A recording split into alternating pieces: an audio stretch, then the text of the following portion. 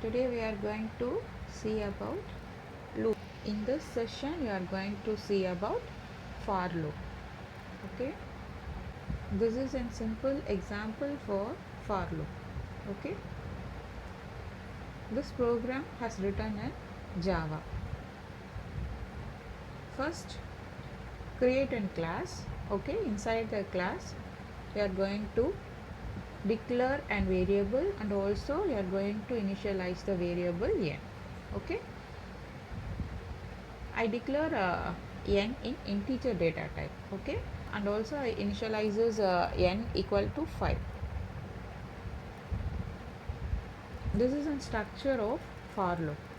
Okay, for inside the brackets you have to give initialization, then condition, then increment decrement. Okay, for loop must contain 3 parts. First part is an initialization part, and the second part will be in condition part, and the last part will be in increment decrement part. Okay, this is a very simple example for you to understand about the for loops. Okay, see, inside the loop I gave system.out.println. Inside the quotes I gave for loop example. Okay, right, I have written this program in Java. Okay. After executing this code, what will happen means, first the value I will be initialized to 1. Okay, first I value will be initialized to 1.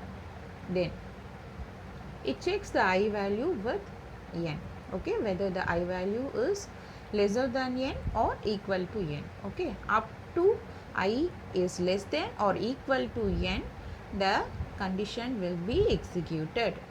Okay, up to n equal to 5 only the condition will be executed, right? Okay, then the next part is plus plus high. This is what? Increment decrement part. Then first high equal to 1. Yeah, the condition is true, right? What will be the condition? I less than or equal to n. That means I value is 1. 1 is less than or equal to 5. Yeah, 1 is less than 5, right?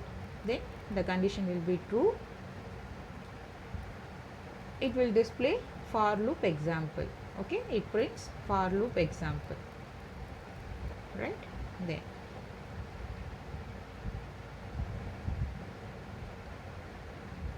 integer I equal to 2. Okay, why we are giving integer I equal to 2 here? Because here the condition is plus plus I. That means what?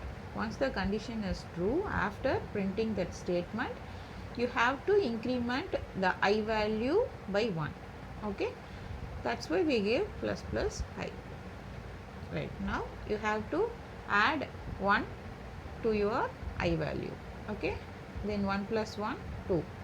I equal to 2. Then I is less than or equal to n. You have to check this condition, right? Now the I value is 2. Okay, then 2 is less than or equal to n. Yeah, the condition is true because 2 is less than n equal to 5, right? Then 2 is less than 5.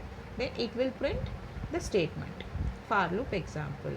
Again plus plus I. That means what will happen? Again 1 will be added to I value. Now the I value is 2, right? Then 2 plus 1 equal to 3. Now the I value will be 3. Then you have to check the condition. I equal to 3, right? Then 3 is less than or equal to n. That means what?